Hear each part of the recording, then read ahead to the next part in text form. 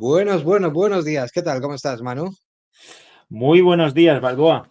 Pues, ¿cómo estamos? Una semana más aquí en 100 maneras de hundir tu empresa y con ganas de ver qué es lo que pasa por nuestra mesa de disección esta semana, porque sabemos Pues que la realidad manda.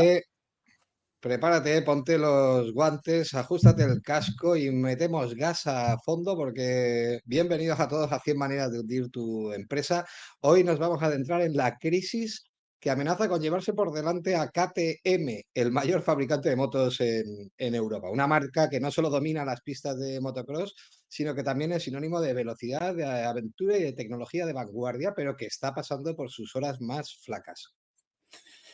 Pues la verdad es que tiene muy buena, muy buena pinta y como tú bien dices, el primer fabricante de motos a nivel europeo con una plantilla de cerca de 6.000 personas en todo el mundo, casi nada. Pero bueno, para No, saber por qué se ha yo, llegado, para saber por qué se ha llegado hasta aquí, lo interesante es, como hacemos siempre, un poco contar un poquito, ¿no? De dónde viene KTM. En este caso, KTM hay que remontarse a antes de la Segunda Guerra Mundial, a la población austriaca de Mattighofen, donde Hans Trukenpolz, que era un mecánico, montó pues, un taller inicialmente de reparación de motos y de coches. 1934 es justo antes de la Segunda Guerra Mundial, con lo cual le sí, a pilló mí, yo de creo que lleno. ¿cómo has dicho que se llamaba el pueblo? Mattighofen, no Mauthausen. El Mattighofen, ahí tiene muchas cosas que contar, ¿sabes? La Austria de los años 34, aparte de motos, hacían otras cosas, seguro, ¿sabes? Estoy convencido. Pero bueno, como hemos dicho, le pilló la Segunda Guerra Mundial y sobrevivió pues reparando los motores de los tanques que eran de diésel. Y una vez acabó la Segunda Guerra Mundial, volvió a lo que era su trabajo de reparación de motos y vehículos, pero él siempre tenía en la cabeza, el bueno de Hans siempre tenía en la cabeza que quería emprender y hacer cosas por su cuenta, hasta que en 1953 se incorpora Ernst Kronreif, bueno, se convierte en el accionista mayoritario y crean lo que es la empresa KTM, que como todos habréis adivinado, es el acrónimo de Kronreif and Trukenpolz Muttihofen. La Casi verdad que nada. fue una idea magnífica La de utilizar poner el un acrónimo acrónimo. directamente. ¿Sabes? Porque ese nombre era directamente impronunciable, como suele pasar en todo lo que está cerca de los Alpes. Pero bueno, nace KTM tal y como la conocemos y nacen también sus distintivos y reconocibles naranja y negro. Y KTM, pues desde el principio, pues bueno, empieza a construir una reputación gracias a innovación, rendimiento y convirtiéndose, pues oye, en un referente global, alcanzando hitos importantes. Hemos dicho que ha llegado a ser el mayor fabricante europeo de motos, pero es que era un contendiente constante en todo lo que es además motociclismo deportivo en las competiciones más duras como puede ser el Dakar, pero era una marca de referencia también del enduro, del motocross y con una imagen muy vinculada también con el deporte constantemente. Así es, como tú bien apuntas, y de hecho, el imaginario colectivo nos trae en muchas ocasiones a lo que es el enduro y el motocross, que es donde, bueno, donde ganaron múltiples campeonatos del mundo durante los años 80, que les hizo pues reforzar esa imagen de marca que transmitía fiabilidad, potencia, ligereza. ¿Por qué? Porque KTM, uno de sus distintivos durante toda su historia ha sido la apuesta por la innovación. Y eso es lo que les hizo ir creciendo continuamente y convertirse en una de las marcas referentes pues, del motocross y del enduro. Pero bueno, la verdad es que esta situación para KTM no es nueva, porque ya en el año 1991 quebró por deudas ¿Mm? financieras y lo que hicieron fue pues lo que se suele hacer en estos casos, ¿no? Lo que pasa es que hacer una especie de matrioscas y dividieron la empresa en en 4 filiales, lo que sería motocicletas, lo que sería bicicletas, lo que sería herramientas y lo que sería radiadores. Y aquí es donde entra en juego la persona que adquirió la parte de motocicletas, que es Franz Pierer, que le dio un nuevo impulso a la empresa. Lo que quería es que KTM volviera a ser un auténtico referente en el mercado del motociclismo, y ahí fue cuando se siguió apostando por la innovación y empezaron a sacarse diferentes modelos y a empezar a competir con los grandes del segmento mundial, como puede ser BMW, Yamaha, bueno, todo este Honda, con todo este tipo de empresas. No, y la verdad que le salió bien la jugada porque, como tú dices, después de esa crisis y de reestructurar la empresa, pues bueno, la marca vivió sus años dorados y sus años que le llevaron a convertirse, pues como decimos, no solamente en el mayor fabricante europeo, sino en uno de los destacados fabricantes mundiales y cada vez más comerle la tostada, pues por ejemplo, a BMW, que era su mayor competidor a nivel europeo. Como tú dices, la apuesta por la innovación ha seguido presente hasta los últimos días, pero bueno, ya nos vamos adentrando un poco en cuáles son las razones de la situación actual. Y aunque desde luego son variadas, hemos podido analizar, resulta muy interesante todo lo que nos hemos podido encontrar, porque la verdad es que ha sido un sorpresón cuando nos hemos enterado de la caída de KTM. Hay una tormenta perfecta de variables, las iremos viendo, pero como decía, hay incluso quien apunta específicamente también a la de la innovación y a haberse pasado Así es. de frenada en ese ámbito, como fundamentalmente su apuesta decidida por el lado de la electrificación. KTM ha sido uno de los que más fuerte han apostado por la electrificación de sus motocicletas, lo cual ha comportado no solamente unas inversiones fortísimas, sino que el mercado no ha respondido todo lo bien que le habría gustado. Además, también entramos ahí en las complicaciones con el nicho en el que se había situado KTM, que era precisamente, bueno, lo que se viene llamando las dirty bikes, todas las motos de campo, de enduro, de motocross que estamos comentando antes, ese tipo de sensaciones de olor a gasolina, incluso de esos aficionados que todavía son amantes de los carburadores, pues no han parecido los más propicios para abrazar las motos eléctricas dentro de esos segmentos. Así es, no, la verdad es que estás aportando ya muchas claves. Una de ellas, como bien apuntas, es la innovación. De hecho, lo que se dice, las cifras que hemos encontrado es que invertían el 10% de su facturación en innovación. O sea, y esa apuesta por la electrificación de sus modelos, la conocida, de hecho, empezaron a apostar en 2014 por los modelos eléctricos, por su archiconocida free ride, pues evidentemente hay que tener en cuenta que la innovación no es algo que inviertas hoy y recuperes mañana, y que también otro de los elementos que son clave es el hecho de que KTM opera, vende en un mercado que es cíclico y encima, como bien apuntabas tú, de nicho. Con lo cual esa tormenta perfecta los ha pillado en medio del epicentro y bueno, en esa tesitura se encuentran ahora mismo. Vamos a ver, el tema de la electrificación, la apuesta por la electrificación de KTM, que desde luego, evidentemente no deja de ser estratégica y prometedora, pero bueno, la realidad es que ha puesto a la empresa bajo una enorme presión ¿no? financiera, ¿vale? Adelantando al presente inversiones muy potentes, no solamente en los modelos. Al final, cuando se apuesta por la electrificación, es que básicamente tienes que volver a construir o líneas de producción de cero y completamente nuevas. Pero en cualquier caso, no ha sido solamente ese factor el determinante. Es decir, otro de los más destacados es precisamente la enorme competencia a nivel sobre todo de precios, ¿vale? Tenemos que destacar ahí, desde luego y de forma necesaria, un papel preeminente de las marcas chinas e indias que están desembarcando en Europa, tanto con modelos eléctricos como fundamentalmente con modelos de combustión a unos precios absolutamente de derribo. ¿Vale? Y en ese sentido es importante destacar, así como China intentó competir y fue un rotundo fracaso en el ámbito de los vehículos o de los coches de combustión, porque era muy complicado replicar la complejidad y la tecnificación de las cadenas de producción occidentales.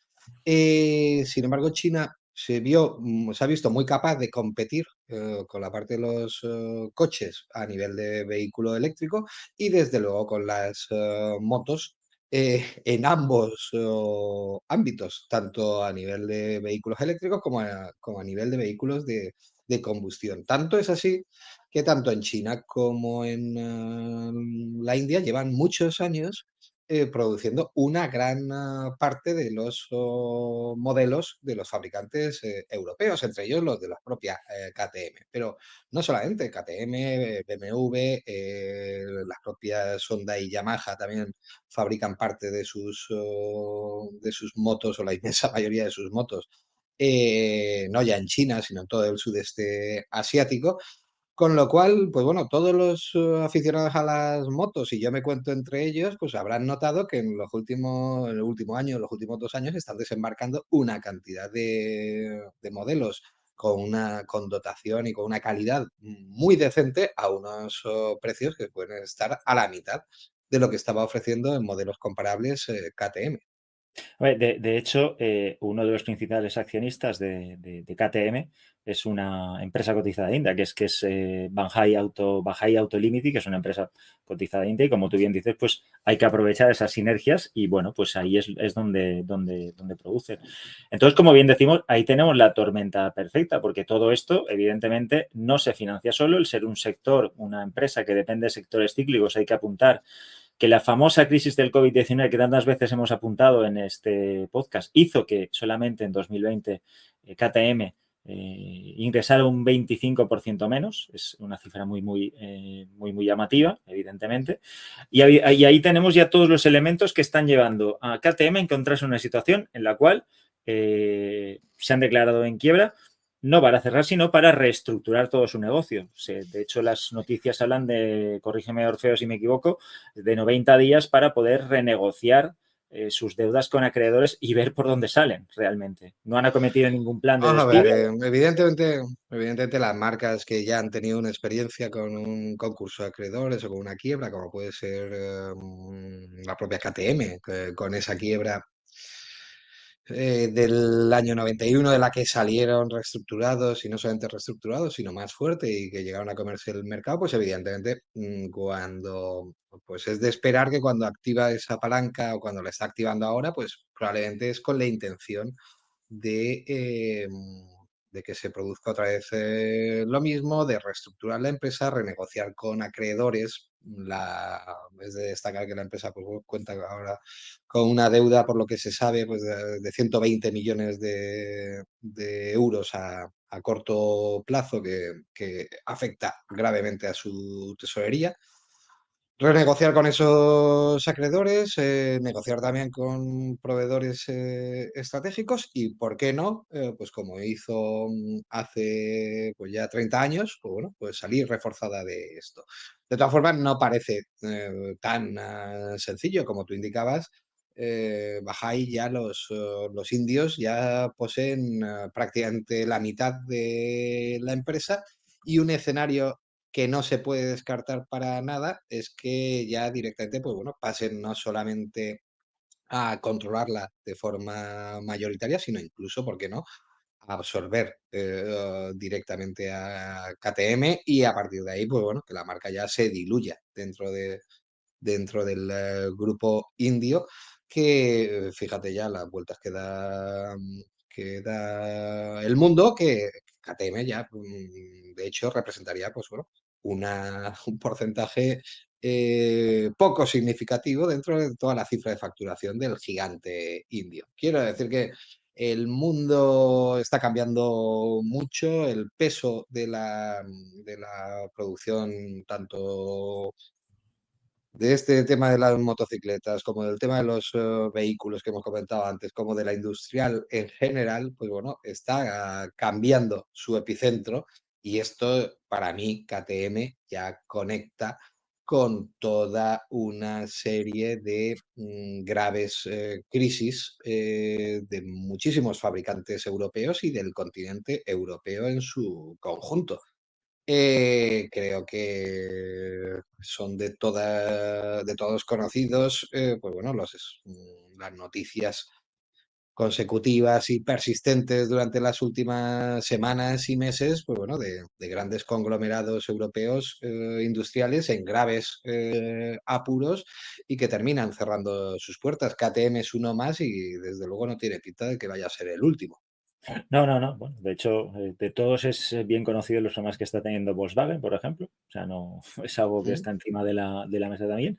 Lo que sí que es cierto es que, bueno, sí que hemos visto, pues, que está en medio de una tormenta perfecta donde hemos hablado de los elevados costes de la innovación, la apuesta por la innovación, el hecho de ser estar muy especializados en un mercado de nicho, el estar en un mercado cíclico y evidentemente la deuda que habían acumulado para poder ir creciendo y poder ir financiando toda esa innovación y como tú bien apuntabas, el hecho de los cambios que ha habido en el mercado en todos estos últimos años y que les han dejado en una situación bastante precaria y bastante delicada y que todo apunta, pues como bien apuntabas, que bueno, tienen 3 meses para poder renegociar esta deuda, pero ahí ya se habla de que evidentemente la marca KTM es una marca muy, muy poderosa, muy, muy reconocida. De hecho, es la séptima marca a nivel mundial con más victorias en el mundo del motociclismo. Ahí es nada. De hecho, con Red Bull tiene un equipo y ya se ha hablado, ya se ha comentado que Red Bull es una de las empresas que que se ha prestado a, oye, lo que necesites, aquí estamos. Pero veremos qué es lo que dicen los indios realmente, que son... Yo creo que ahí está exactamente la clave. Es decir, Valley no solamente ahora resulta que es el accionista mayoritario de la empresa, sino que lleva siendo un proveedor estratégico, tecnológico muy intenso durante todos los últimos años, desarrollando, construyendo y ensamblando muchos de los modelos de KTM. Yo sinceramente creo que, como comentábamos antes, esto conecta ya con una serie ya de tendencias geopolíticas y que afectan a Europa como continente. Y creo que vale casi más ya la marca KTM que el mercado de KTM. Y que precisamente eso pues es lo que pueda propiciar que los indios que vayáis de un paso adelante, se quede con todo ese, no solamente con esa marca, sino con ese know-how y esa apuesta por la innovación, pero realmente el pescado se está vendiendo en otros lados, que es donde precisamente estrechar esa colaboración o esa vinculación o esa dependencia, mejor dicho, de KTM con Bajaj puede tener sentido, no solamente a nivel de solvencia y estabilidad financiera, sino fundamentalmente en abrir nuevas oportunidades en mercados emergentes donde a la marca le había costado Sí, sí. muchísimo entrar y donde además iba a tener imposible entrar precisamente por los temas de precios, de red de distribución, de diferencial competitivo con otras alternativas dentro del mercado, con lo cual, pues oye, tal vez sea un proceso necesario el que parece encaminarse la marca KTM. Y yo, en mi opinión, pues bueno, es apostar directamente por un asalto del grupo indio. Tiene todo el sentido porque además KTM no nos olvidemos, o sea, compite en MotoGP, tiene el equipo Red Bull KTM, o sea, desde 2017 compiten en el Mundial de Motociclismo y en MotoGP a nivel de enduro, a nivel de cross, como comentamos, es una marca muy, muy potente. Sí que hay que decir que a nivel de lo que es patrocinios de equipos como tienen, porque este tipo de empresas utilizan la competición para mejorar su producto, el que llega a la calle. O sea, es una especie de apuesta por la innovación. Sí que es cierto que se van a tener que apretar el cinturón y seguirán estando, pero a ver, yo estoy completamente de acuerdo contigo que la marca KTM tiene mucho poder. Y los indios, desde luego, es un mercado emergente, un mercado en crecimiento y, bueno, pues tienen que aprovechar, saben aprovechar todo ese tipo de cosas y, como bien apuntabas, puede derivar todo en un asalto y decir, oye, mira, perfecto, tengo esto, tengo este fondo de comercio, tengo esta marca que vale tanto y voy a aprovecharle y voy a hacer uso de ello.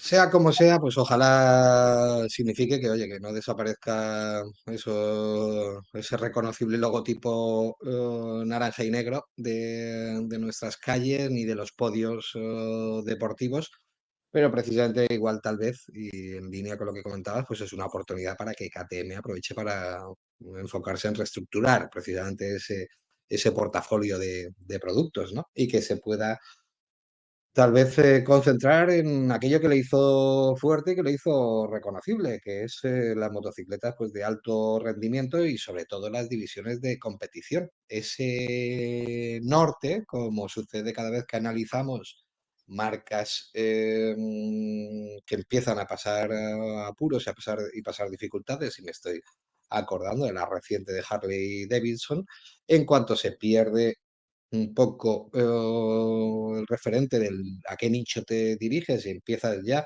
a diluir la marca y atacar un mercado más generalista, pues es cuando vuelven o cuando se comienzan los problemas. Así es, a mí me parece entrando ya en la parte de aprendizajes, me parece uno de los principales aprendizajes, ¿no? El diversificarse está muy bien, pero hay que diversificarse con cabeza. Si yo sé hacer tornillos, pues si quiero aprender a hacer tuercas, tendré que aprender a hacer tuercas y si no sé, tendré que seguir haciendo tornillos. Y yo creo que eso es uno de los principales aprendizajes, ¿no? El saber cuándo y cómo diversificarse. A la vez que algo que tú has apuntado, que hay que saber adaptarse. Vivimos en un mercado global, en un mercado que es único, donde evidentemente tú vendes en un sitio pero fabricas en otro y donde tú estás fabricando, al lado está fabricando otro que lo hace mucho más barato, pues hay que saber adaptarse a esos cambios y cada vez más rápidos en un mercado global. Y evidentemente hay que saber dónde estás, dónde eres fuerte, qué es lo que conoces y no, pues eso, diversificar por diversificar y pensar que ya en muchas ocasiones ha salido en este podcast el hecho de que la marca puede con todo y no es así hoy en día. Sobre todo, además, diversificar cuando todavía no has llegado al fin de tu nicho, ni has llegado hasta el final del camino. Es decir, KTM se puso a diversificar y a diluir la marca en un momento en el que, aunque era líder en su segmento, le faltaba muchísima presencia relevante y sólida en los mercados realmente en crecimiento durante los últimos años. Hemos hablado del asiático, pero te podemos añadir también el latinoamericano, lo cual ha limitado al final la capacidad de la marca para ser competitiva a escala global. Y quien no es competitivo a escala global hoy por hoy, pues bueno, ya sabemos que tiene las horas contadas. Entonces, muy de acuerdo con ese punto que señalas. Yo, por mi parte, señalaría que, oye, que las inversiones en innovación, que ya nos hemos hartado de decir que son clave para mantener las posiciones de liderazgo, pero ojo, tienen que estar también alineadas con la capacidad financiera de una empresa, ¿vale? Aunque la electrificación es el futuro y no y estamos absolutamente convencidos, por lo menos yo, de ello, los altos costos de desarrollo a los que ha tenido que hacer frente KTM y la falta de ventas inmediatas por parte de muchos analistas es precisamente lo que ha puesto a KTM en una posición tan difícil de tesorería. Algo que se podría haber evitado con una planificación un poco más eficaz. Así es. O sea, al final tienes que saber, porque si tú sabes que vas a tener retornos de esa innovación en 15 años, no te endeudes a 5 años. O sea, es una simple regla de 3. O sea, si tengo que devolverlo en 5 y voy a recoger el dinero en 15, tengo un problema. Y es un poco el resumen de lo que les un resumen bruto de lo que les ha pasado con eso, y me parece un apunte muy, muy acertado, porque tú y yo siempre vamos por la importancia de la innovación, pero con equilibrio y con cabeza. Hay que saber cuándo innovar y cuánto innovar. Pues con esos puntos nos quedamos y yo añadiría también otro para cerrar con la parte de las lecciones aprendidas, que es eh, también esa peculiar relación entre KTM y Valley, los indios, que no hace falta ser muy listo para saber que es también la que tienen todo el resto de grandes fabricantes, por lo menos occidentales. El mismo tipo de relación, vamos a llamarla estratégica, o que rápidamente, como hemos visto, se convierte en relación de dependencia, la tiene BMW con fabricantes chinos, y la tienen todos los grandes fabricantes occidentales. Entonces, hay que tener cuidado, porque como vemos, esas alianzas internacionales pueden ser tanto una fortaleza como convertirse a la primera de cambio en una grandísima debilidad, dependiendo de cómo se gestionen. Pero es que en estos casos, oye, estamos viendo la secuencia de cómo, pues oye, lo que empieza siendo una deslocalización de proveedores, eh, el proveedor termina convirtiéndose en un accionista y en un colaborador necesario, y al final termina apoderándose de la empresa o amenazando gravemente los mercados en los que está colocada la matriz. Y esto no se queda en las motocicletas, ni se queda en los automóviles. Esto lo hemos visto en tantos y tantos sectores industriales, que en un momento dado vieron como una buena idea, incluso como una idea inteligentísima, llevarse la tecnología, la innovación y el know-how al sudeste asiático, donde todo salía más barato, y han sido pues 10, 15, 20 años después cuando de ese mismo sudeste asiático han surgido grandes campeones, que no han descuidado tampoco el tema de la innovación, y que hoy en día les están comiendo la tostada a, a los pioneros europeos o occidentales que llevaron allá esas tecnologías en tantos y tantos sectores industriales, desde el azulejo a la robótica, a la Sí. computación o a la electrónica.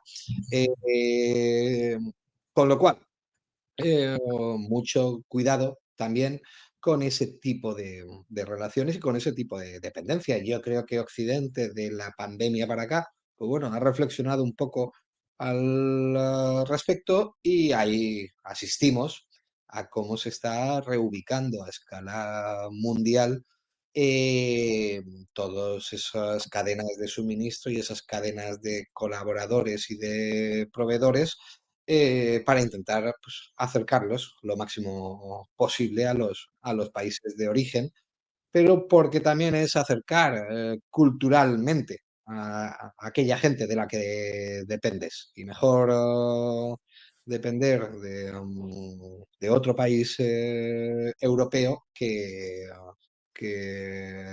de la India o de China. Es un poco pues el razonamiento que hoy en día se está imponiendo en todas las grandes corporaciones occidentales. Así es, dependemos mucho de estos países y bueno, entiendo que son conscientes, pero tiene sus ventajas, pero tiene sus riesgos asociados que hay que valorar y tener muy, muy en cuenta. Pues yo creo que hemos dado un buen repaso a KTM. Vamos a ver cómo evoluciona estos 3 meses. Vamos a darle los 3 meses de gracia, ¿no? Por feo, a ver por dónde, qué es lo que hacen los indios y cómo renegocian la deuda. Vamos a seguirlo de cerca, porque la verdad que, bueno, que el El tema es muy interesante, la noticia nos pilló también desprevenidos. KTM no era precisamente, pues oye, la marca que te esperaras que fuera la primera significativa en pasar problemas. Volvemos a decir que es una marca que ha dominado el mercado europeo durante décadas, pero que sin embargo ya lo hemos visto, que, oye, que enfrenta el mayor desafío de su historia y que no tiene todos los papeles consigo. Y como hemos dicho, además, pues oye, se abren diferentes escenarios. Sí, sí, sí. ¿Logrará superar esta crisis y reinventarse como ya hizo en el 90 o es el fin de un icono de la industria de las motocicletas? O por lo menos un fin de ese icono tal y como lo conocíamos y Claro. ya, pues como hemos dicho, pues prácticamente una sucursal de un gran grupo de motor indio. Pues Claro, lo igual vamos a ver durante los próximos 90 días, como tú dices. veremos si a partir de ahora los anuncios se siguen rodando en Europa o se rodan en Bollywood. O sea, es un poco la conclusión. Efe- Efectivamente, que tampoco estaría mal. Lo que pasa es que al final ahí no sé, la combinación de cultura austríaca y india Cuesta, nos cuesta. puede traer tardes de gloria o tardes de esperpento. Sí, Ya veremos. sí, sí. En cualquier caso, pues oye, un interesante pulso a la actualidad de KTM, a la actualidad también industrial y de motociclismo europeo y como hemos visto, con muchísimas conexiones, pues ya con lo que es la geopolítica y el cambio de rumbo en los contrapesos y en los actores industriales destacados a nivel mundial. Con lo cual, oye, esta mesa de diagnóstico y autopsia nunca defrauda y cada semana nos trae temas muy interesantes. Esperemos que nuestros oyentes hayan disfrutado la mitad que nosotros realizando este podcast y poco más que despedirnos, haciéndoos, eso sí, el llamamiento Hombre, ya si han conocido. llegado hasta aquí, si han llegado hasta aquí, Orfeo, les cuesta nada darle a la campanita y suscribirse. O sea, Y con lo cual, además, ya sí, sabéis. o gratis, es solamente cuestión de extender el dedo y darle al botoncete. Y que con eso contribuís a propagar la palabra de 100 maneras de hundir tu empresa y hacer este podcast, pues oye, que llegue cada vez a más gente y que más gente se pueda beneficiar pues, de todos estos descubrimientos, lecciones y análisis que tenemos cada semana encima de la mesa de autopsias. Así es. Pues nada, feliz semana, Orfeo. Feliz semana, chao, chao. Chao, chao.